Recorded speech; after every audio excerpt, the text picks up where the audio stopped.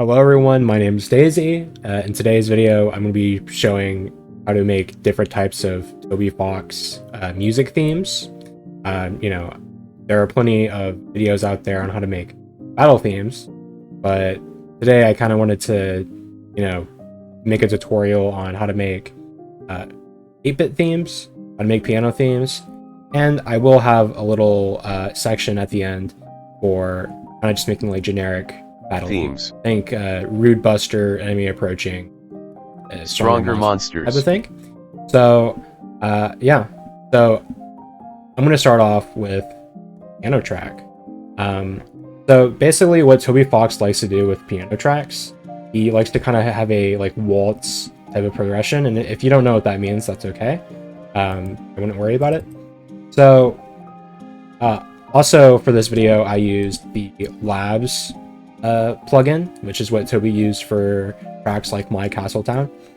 And yeah, so Toby, he likes to kind of go with this like kind of general waltz progression. You can hear this in the circus, you can hear this in my Castletown, you can hear it in a lot of his tracks. So I'll just have the progression on its own.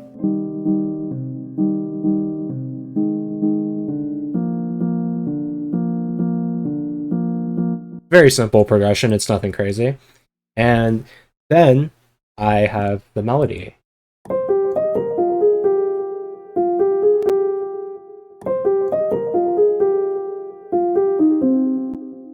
So this melody, I reused it from another track that I made for a little game project that I'm making.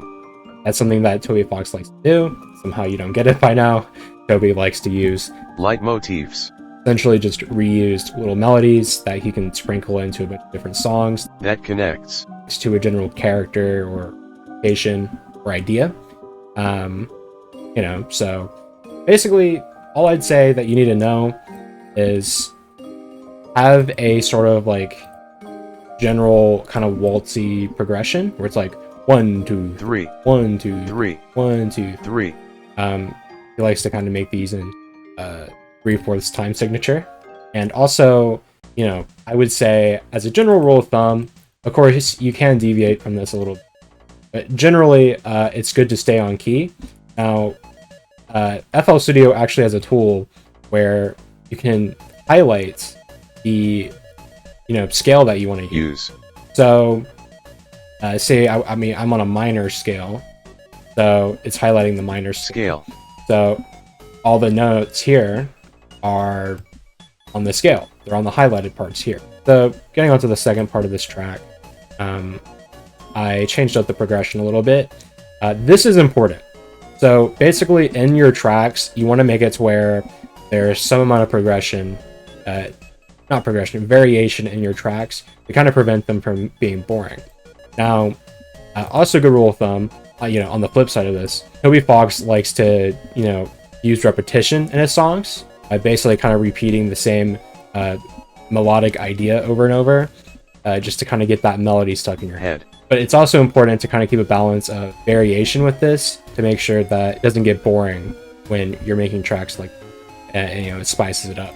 So I changed the progression of this to kind of go along with the different melody here. So I will just have the progression on its own here.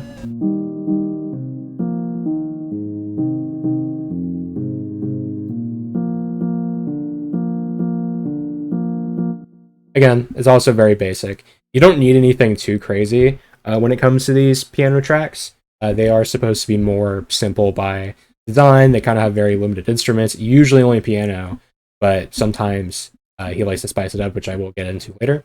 These are the string chord instruments. So, general rule of thumb, you want the chords to kind of line up with the bass. So I like to use the same note as the bass. So here, this is a G note, this is a D minor note, which is the same as the bass here. It keeps your track consistent. It just sounds good when your bass and your chords kind of go together and harmonize a little bit. So I will play the chords with the bass.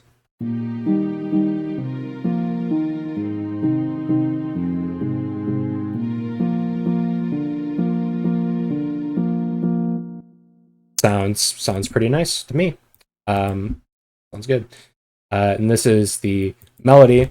So with melodies, what I like to do and what Toby Fox likes to do is he likes to kind of make a basic pattern. And like, you start off with one single pattern and you repeat that pattern, but at the end of that pattern, you do like a little variation to it.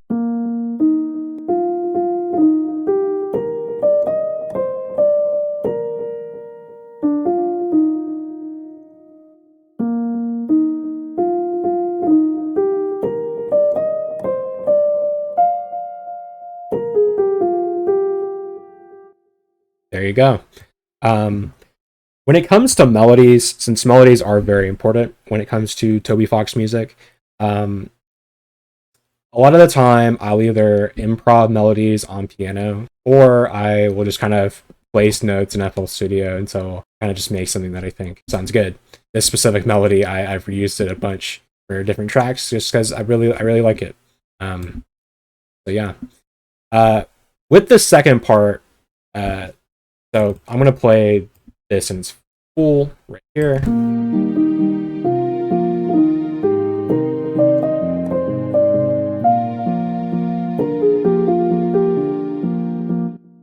I wanted to kind of get back to here, so I went back to a more simple progression, which is why I reused the bass here, and yeah, that's what that sounds like.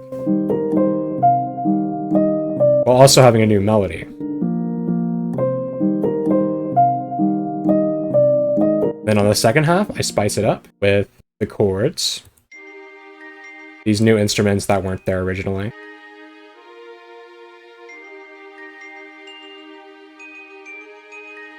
I believe this is a glockenspiel from the Toho sound font. Celestia, yes. Toby, so I think I should go over the sound I used. Yeah, I used labs for the piano. I used strings for the chords. For sort of laid back chill song like this, using strings as your chords is generally the way to go. What it sounds like all together.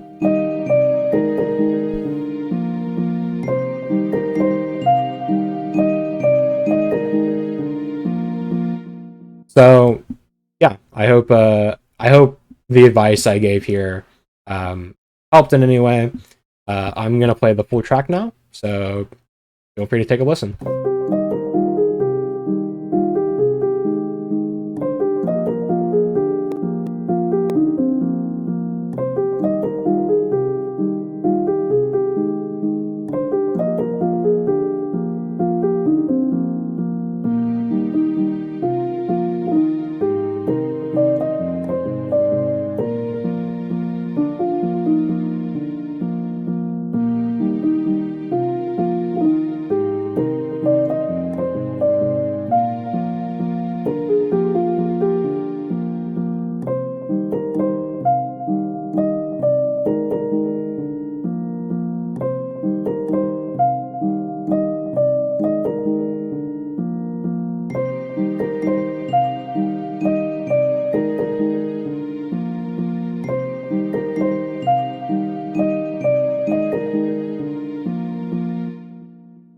Alright, so now we're going to move on to 8-bit themes, just like retro 8-bit themes. Toby loves to use retro instruments in his songs, as I'm sure most of you are aware. So for this track, I used, NES VST. This song is based off Paradise Paradise from the Deltarune soundtrack. For the mixing, I went to a recreation FLP of Paradise Paradise. There's plenty of those on the internet. FLP projects that are recreations of Toby Fox songs. Very accurate. And I'd say if you want to study the Toby Fox style of music, studying FLPs unironically is a really good way to do it. At least for me it is. So I basically just kind of copied over the mixing and effects these instruments because I am lazy and I didn't feel the need to recreate them myself. So all these VSTs, by the way, I will link them in the description, all these sounds, just so you can get them yourself. But yeah, he loves to use NES VST. He also loves to use Magical 8-bit plugin. If you don't know what that is, don't need to worry about that because this isn't in that track.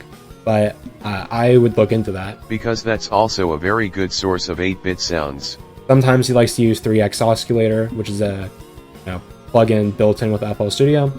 But, we don't need to talk about that. So, to start, we're going to go with the bass.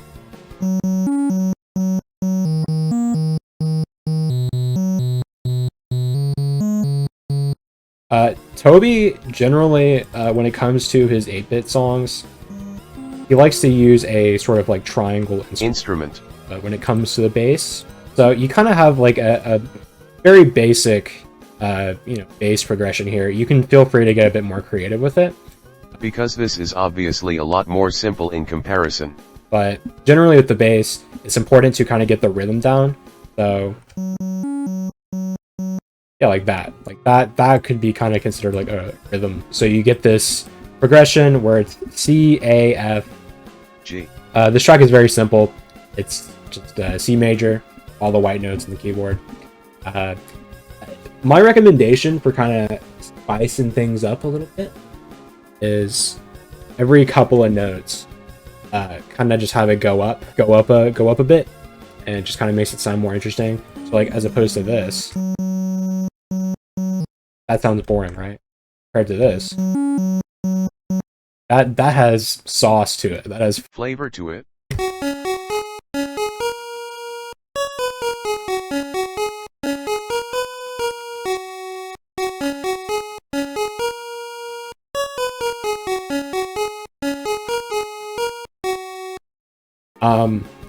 For the melody, basically the same melodic principles kind of apply here as the ones I was mentioning earlier. Just have a kind of bass melody, and then on the repeated bit of that melody, kind of have some variation at the end to spice it up. So for this next section of the song, it's the same bass and it's the same melody. Don't be afraid to repeat parts of your song, because Toby Fox loves to do that. It keeps the melody stuck in your brain, and it makes this track like overall more memorable. Just don't overuse it too much. The song will just be too boring. Even here, when I repeat it, I add drums to make it more interesting. They're weird sounding drums. They're also nothing too crazy. They're just kind of like random like noise sounds from the NES VST.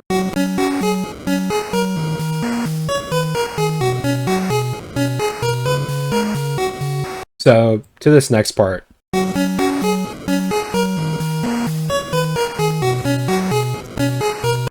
So it's still the same melody, but now there's a counter melody that, bounces off of the main melody here.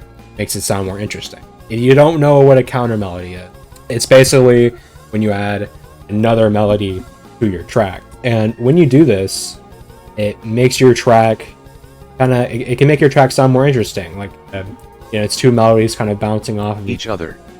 Kind of take trial and error to make a counter melody sound good, but you can do it correctly.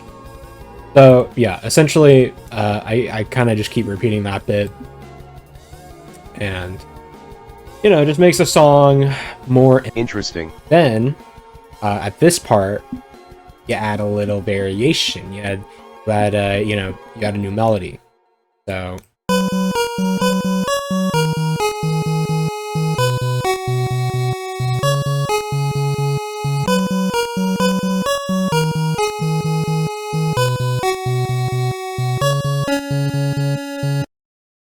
So I changed up the bass just to kind of make things more interesting. It's still the same progression, but the bass has a kind of like slightly different rhythm to it, which makes it, just sound more interesting while still kind of going back to that previous idea. The melody is very basic, top of that. Then when you get here, like before, it goes from very simple to adding drums, and then it goes to adding a counter melody.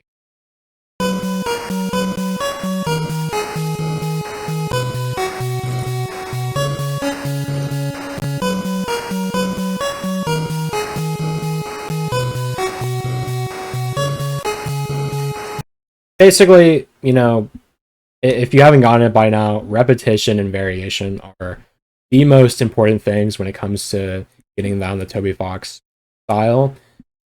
Instrumentation, while important, I don't think it's as important as people say it is. Instrumentation is just kind of like the cherry on top that really makes it sound like a Toby Fox style track. All right, so I hope that was kind of thorough. I know I was sort of all over the place with that one. Basically, the retro sound of a retro sounding Toby Fox track. I would say really the only difference is you want to keep the amount of channels you have limited to kind of sound like those older NES systems that only had like a couple of sound channels, so they couldn't use too many different instruments, and the songs had to be more simple, like limited to like 3 or 4 different channels. Is what I would say, like generally. When it comes to these more simple tracks, you don't want to get too crazy with it. I'll play the whole track here, so enjoy.